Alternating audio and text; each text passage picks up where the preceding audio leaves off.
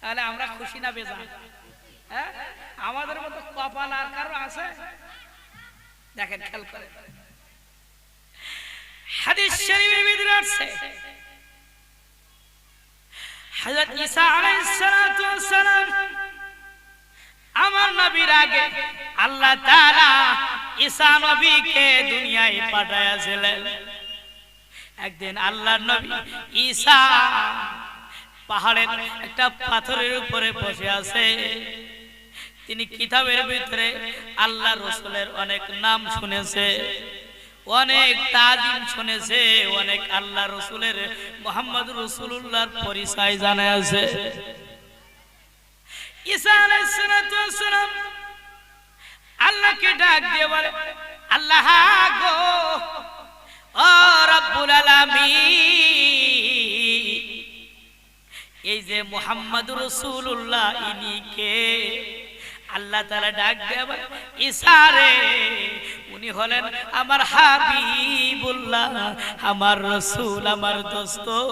উনি হলেন সর্বশ্রেষ্ঠ নবী, সর্বশ্রেষ্ঠ পয়গম্বর, সর্বশেষ আসবে, ওনার পরে আর কোন নবী পৃথিবীতে আসবে না।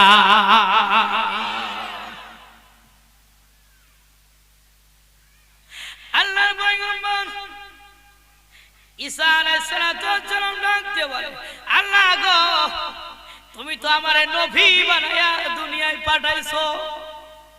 আল্লাহ বলে, ঈসা রে, তোমাকে তো আমি নবী বানায়া দুনিয়ায় পাঠাইছি। ঈসা আলাইহিস সালাতু ওয়াস সালাম সঙ্গে সঙ্গে হাত উত্তোলন করে আল্লাহর কাছে দোয়া করে বলে, আল্লাহ গো, রব্বুল আলামিন, আমার পরে একজন শ্রেষ্ঠ নবী পৃথিবীতে আসবে, যিনি সমস্ত নবীদের নবী হবে। আল্লাহ, তিনি আপনার হাবিবুল্লাহ, ও রব্বুল আলামিন, আমি ঈসা, আমাকে কেন আপনি নবী বানায়া দুনিয়ায় পাঠাইলেন? নবী না বানায়া দুনিয়ায় পাঠাইয়া যদি ওই শ্রেষ্ঠ নবী মুহাম্মদ রাসূলুল্লাহর উম্মত বানায়া যদি আমাকে দুনিয়ায় পাঠাইতেন, আমি ঈসা নবী খুশি হয়ে যাইতাম। আল্লাহ ডাক দিয়ে বলে, ঈসা রে, এ ঈসা, তোমার দোয়া আমি আল্লাহ কবুল করে নিলাম। আল্লাহ তাআলা ঈসা নবীকে আকাশে উঠায় নিয়েছেন। বলেন তো, ঈসা নবী মারা গেছে না এখনো জিন্দা আছে? চিৎকার করে কেন, জিন্দা আছে না? কে উঠাই নিছে? দেখেন, একজন নবী বলতেছে যে আল্লাহ আমার নবী না বানাইয়া যদি আখিরি জামানার নবীর উম্মত করে আমাকে দুনিয়ায় পাঠাতেন, আমি ঈসা নবী, আমার জীবন ধন্য হয়ে যেত। আল্লাহ তাআলা বললেন, ঠিক আছে, আখিরি জামানার নবীর উম্মত করে তোমাকে পাঠাবো, সে সময় নবী করে না। সুবহানাল্লাহ বলে। ঈসা নবী এসেও আমার নবীর শরীয়ত মানবে। কি মেহেদী আলাইহিস সালাম দুনিয়া আগমন করে আমার নবীর শরীয়ত মানবে, অন্য কোন নতুন শরীয়ত বানাতে পারবে?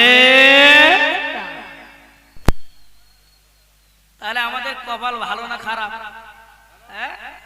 এই নবীর উম্মত হয়ে যদি আমরা কোরআনের মাহফিলে বসতে না পারি, তাহলে কিয়ামতের ময়দানে নবী বলবেন, সুকান, দূর হও, দূর হও, জানতে যা বারু।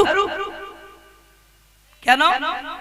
আমার নবী, আমি নবী, আমার উম্মত যদি হতে কোরআনের মাহফিলে বসতে, আমি নবী আমার পাগল হইতে, আল্লাহর পাগল হইতে, আল্লাহর পাগল হলে না, রাসূলের পাগল হলে না, কোরআনের পাগল হলে না, তুই আমার উম্মত না, সকান, দূর হয়ে যা। সেই দিন যদি বের করে দেয়, তাহলে কি তার কপাল ভালো না খারাপ? খারাপ না? সে জান্নাতে যাবে কোনদিন? এজন্য যারা আশেপাশে আছি সকলকে অনুরোধ করব, এটা কোরআনের মাজলিস, এই মাজলিসে এসে বসি, কোরআনের কথাগুলো শ্রবণ করি।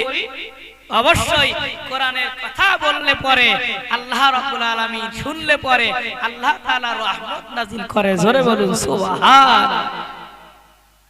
আর ভাইরা, লাগাতার প্রোগ্রাম, বুঝতেছেন? লাগাতার বাংলাদেশ আবার ইন্ডিয়া, এপার ওপার। যার কারণে কন্ট্রোল 12 একদম বেজে গেছে। তারপরও আলোচনা হবে, শুনবেন তো ইনশাআল্লাহ। আমলে নিয়তে শ্রবণ করতে হবে, এটা জিকির করেন লা ইলাহা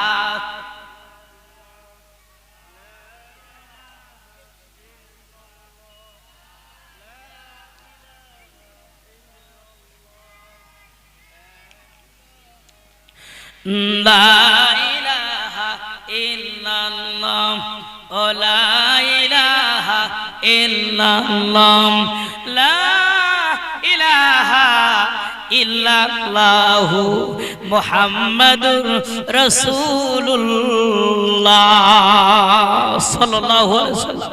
সবচেয়ে উপরে কি আল্লাহ? আল্লাহর পরে কে? মুহাম্মদ রাসূলুল্লাহ সাল্লাল্লাহু আলাইহি ওয়াসাল্লাম।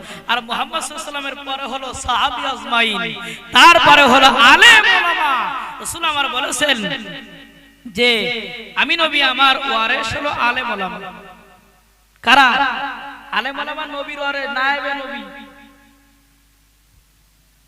তাহলে আল্লাহ, আল্লাহ রাসূল আর সমস্ত আলেম ওলামা সিরিয়াল।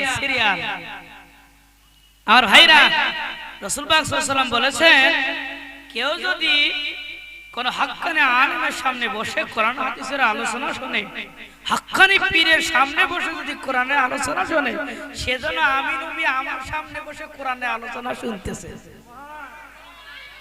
তাহলে আলেমের সামনে বসে কি কোরআন শরীফ শুনতে হবে না, আলোচনা শুনতে হবে না? আমার ভাইরা, আপনাদের ভারতবর্ষে ইসলাম সর্বপ্রথম প্রচার করেছিল কারা জানেন?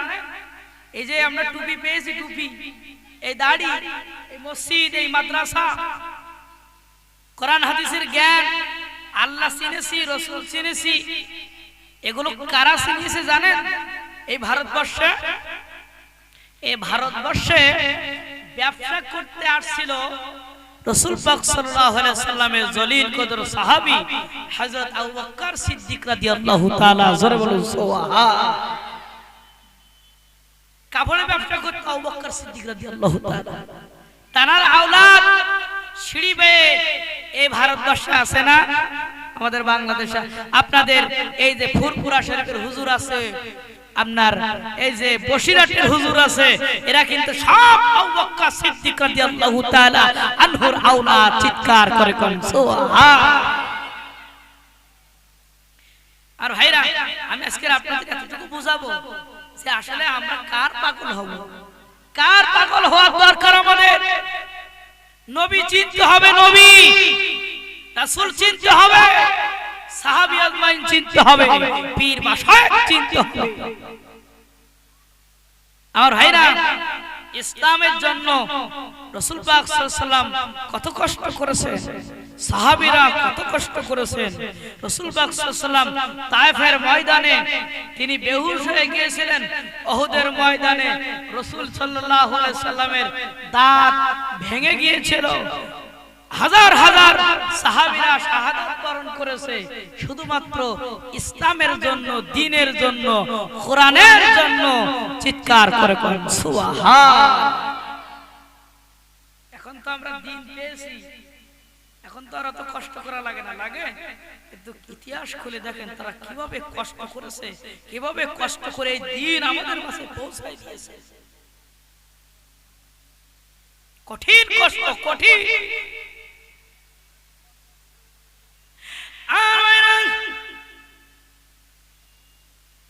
যারা নবীর আশিক হয়েছেন, যারা দ্বীনে নবীর পাগল হয়েছেন, যারা আল্লাহ তাআলার পাগল হয়েছে, যারা সাহাবীদের পাগল হয়েছে, তারা জিরো থেকে হিরো হয়ে গেছে, সোনার মানুষে তারা পরিণত হয়ে গেছে। চিৎকার করে কোন সুবহান। আল্লাহ তাআলা নিজের দিয়ে বলে, আমি আমার রসুলের আশিক হও, আমার রসুলের প্রেমিক হও, আমার রসুলের প্রেম মুখে ধারণ করো, আমার নবীকে ভালোবাসো। কারণ আমি আল্লাহ, আমাকে ভালোবাসতে হলে আগে আমার নবীরে ভালোবাসতে হবে। আল্লাহ তাআলা বলেন, قل إن كنتم تحبون الله فاتبعوني يحببكم الله ويغفر لكم ذنوبكم والله غفور رحيم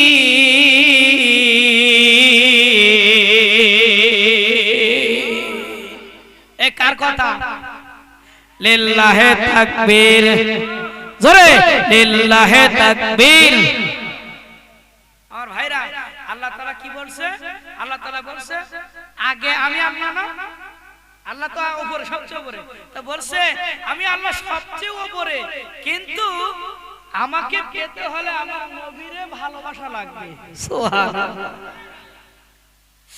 এখন যদি মসজিদ আছে আপনাদের মসজিদ মসজিদের কোণে বসে তাসবিহটা হাতে লইয়া যদি আপনি জিকির করেন সুবহানাল্লাহ আল্লাহু আকবার আলহামদুলিল্লাহ এভাবে যদি শুধু তাসবিহ টিপেন জিকির করেন আর যদি বলেন আমার রাসূল প্রয়োজন নাই বলেন তো আপনি কি জান্নাত পাবেন আবার যদি আপনি বলেন আমি নবী পাগল আমি নবী আশিক আমি রাসূলকে ভালোবাসি আমার আল্লাহর প্রয়োজন নাই বলেন তো কি জান্নাত পাবে আল্লাহ ছাড়া নবী শুধু নবী নবী করলে জান্নাত পাবে না আবার নবী ছাড়া নবী বাদ দিয়ে শুধু আল্লাহ আল্লাহ করলেও জান্নাত পাওয়া যাবে না আল্লাহ তাআলা ডাক দিয়ে বলে ও নবী তারা যদি আমি আল্লাহ আমাকে ভালোবাসতে চাই তাহলে ও নবী যেন তোমাকে ভালোবাসে ইতাআত করে আনুগত্য করে তোমারে যদি আনুগত্য না করে তাহলে আমি আল্লাহ আমাকে পাবে না চিৎকার করে কোন সুবহান আপনাদের এই দেশের প্রধানমন্ত্রী কে নরেন্দ্র মোদি না মনে করেন নরেন্দ্র মোদি এই দেশের প্রেসিডেন্ট যদি নরেন্দ্র মোদি যেভাবে চুল কাটে ওইভাবে যদি আমি চুল কাটি যেভাবে ও জামা গায়ে দেয় যে স্টাইল ওই স্টাইল যদি আমি জামা গায়ে দেই ও যেভাবে খানা খায় ওইভাবে যদি খানা খাই ও যেভাবে প্যান্ট পরে ওইভাবে যদি আমি প্যান্ট পরি ও যেভাবে গোসল করে ওইভাবে যদি আমি গোসল করি তাহলে জান্নাত পাবো না পাবো হ্যাঁ একদিন পাবো না এক সেকেন্ড পাবো না কিন্তু আল্লাহ রাব্বুল আলামিন বলছে এই দুনিয়ার কোন মানুষের অনুসরণ করে মডেল হিসেবে সামনে রেখে যদি তোমরা চলো জান্নাত পাবে না কিন্তু ওয়ায়াগফির লাকুম যুনুবাকুম ওয়াল্লাহু গফুরুর রহিম আল্লাহ রাব্বুল বলে হাবিব গো ইয়া রাসূলুল্লাহ ইয়া হাবিবাল্লাহ পৃথিবীর মানুষ যদি তোমাকে অনুসরণ করে চলে বুঝেন তুমি যেভাবে দাড়ি রাখছো ওইভাবে যদি দাড়ি রাখে তুমি যেভাবে পাঞ্জাবি গায়ে দাও ওইভাবে যদি পাঞ্জাবি গায়ে দেয় তুমি যেভাবে চুল কাটো ওইভাবে যদি চুল কাটে তাহলে ওয়াগফির লাকুম যুনুবাকুম ওয়াল্লাহু গফুরুর রহিম আমি আল্লাহ তার জীবনের সব গুনাহ মাফ করে দিবা মাফ করার মালিক কে বলেন আল্লাহ না তাহলে অনুসরণ মহব্বত ভালোবাসা সব তার রাসূল পাক সাল্লাল্লাহু আলাইহি ওয়াসাল্লামের উপর করতে হবে রাসূল সাল্লাল্লাহু আলাইহি ওয়াসাল্লামকে মহব্বত ইতাআত ভালোবাসলে স্বয়ং আল্লাহ খুশি হয়ে যাবে চিৎকার করে কোন সুবহান এই দেখেন ওই নবীর অনুসরণ অনুকরণ করিয়া নবীর সাহাবীরা সোনার মানুষ হয়ে গিয়েছিল সোনার মানুষে পরিণত হয়ে গিয়েছিল রাসূল আমার মরুভূমির ময়দান দিয়ে হাঁটতেছে মক্কা থেকে মদিনায় হিজরত করতেছে এমন সময় নবীর জলিল কদর সাহাবী হযরত আবু বকর সিদ্দিক রাদিয়াল্লাহু তাআলা আমার নবীর একবার সামনে যায়, একবার পেছনে যায়, একবার ডানে যায়, একবার বামে যায়, চতুর্পাশে ঘোরাঘুরি করে। আল্লাহ নবী ডাক দিয়ে বলে, আবু বকর রে, তুমি একবার সামনে যাও, একবার পেছনে যাও, একবার ডানে যাও, একবার বামে যাও। কারণটা কি? আবু বকর বলে, এ রাসূলুল্লাহ, এ হাবিবাল্লাহ, আমি সামনে যাই এই কারণে, যদি কাফেররা তীর মারে আমি আবু বকর আমার শরীরে লাগবে। আর নবীজি সেভাবে আমি পেছনে যাই, পেছন দিক থেকে যদি কাফেররা তীর মারে তাহলে আমার গায়ে লাগবে, আপনি সেফ থাকবেন। ডান পাশে যাই, যদি কাফেররা ডান পাশ দিয়ে তরবারি বা তীর যদি নিক্ষেপ করে তাহলে আমার শরীরে লাগবে। বাম দিকে যদি যাই, বাম দিক থেকে মারলে আমি আবু বকর আমার শরীরে রাখবে। আল্লাহ নবী নিরাপদ থাকবে। কারণ ইয়া রাসূলুল্লাহ, ইয়া হাবিবাল্লাহ, আপনি বলেছেন ওয়ান আনাস ইবনে মালিক রাদিয়াল্লাহু তাআলা قال النبي صلى الله عليه وسلم لا يؤمن أحدكم حتى أكون أحب إليه من والده وولده والناس أجمعين متفق عليه أو كما قال عليه الصلاة والسلام। ইমাম বুখারী, ইমাম মুসলিম রাহমাতুল্লাহ আলাইহি ঐক্যমত পোষণ করে বুখারী শরীফে এবং মুসলিম শরীফের ভিতরে একটা হাদিস আছে, আনাস ইবনে মালিক থেকে হাদিস খানা বর্ণিত। আল্লাহ নবী বলেন, হে দুনিয়ার মানুষেরা, তোমরা শ্রবণ করো, শোনো।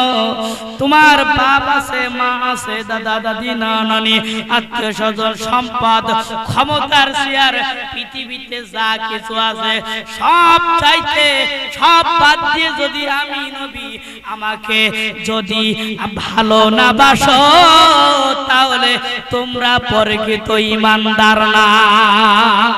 সুবহান। এ আব্বা নেই আমাদের? আছে আব্বা? আছে আব্বা, আছে অনেকের, মা আছে অনেকের, সম্পদ আছে, টাকা পয়সা আছে, গাড়ি ঘোড়া আছে, প্রাসাদ আছে, অনেক কিছু আছে। রাসূল আমার বলতেছে সব বাদ দিয়ে একমাত্র ভালোবাসা হবে সবচেয়ে বেশি আমি নবী আমার সাথে। যদি ভালোবাসতে না পারো, লা ইউমিনু, তোমরা ঈমানদার না। হযরত আবু বকর সিদ্দিক বলেন, এ রাসূলুল্লাহ, এ হাবিবাল্লাহ, হুজুর আপনারে ভালোবাসি মন দিয়ে, প্রাণ দিয়ে। আপনার শরীরে আমরা তীরের আঘাত লাগতে দেব না ইয়া রাসূলুল্লাহ। এই জন্য আপনার ডান পাশে, বাম পাশে, সামনে পেছনে আমি হাঁটি, যেন তীর মারলে আবু বকর আমার শরীরে লাগে। জোরে বলুন সুবহান। কেমন ভালোবাসা জাগে! আমরা কেমন ভালোবাসি রাসূলের, কেমন ভালোবাসি। এটা মিলাদ হবে, এটা জলসা হবে, 100 টাকা চেয়েছে, নাক গুটিয়ে চলে যাচ্ছে। আর যদি গান হয়, এই দেখ 500 টাকা, 1000 টাকা দেব। আর মাহফিল জলসা অভাব, ওর অভাব কিয়ামত পর্যন্ত থাকবে। ঠিক কিনা বলেন? কোরআনের মজলিস, আল্লাহর মজলিস, এখানে আল্লাহর কথা হয়। আমার রাসূলের সময় আল্লাহ রাসূল এইভাবে বসে বসে সাহাবীদের নিয়ে ওয়াজ করতেন। তাহলে এই মজলিসটা রাসূলের মজলিস না, আল্লাহর মজলিস না?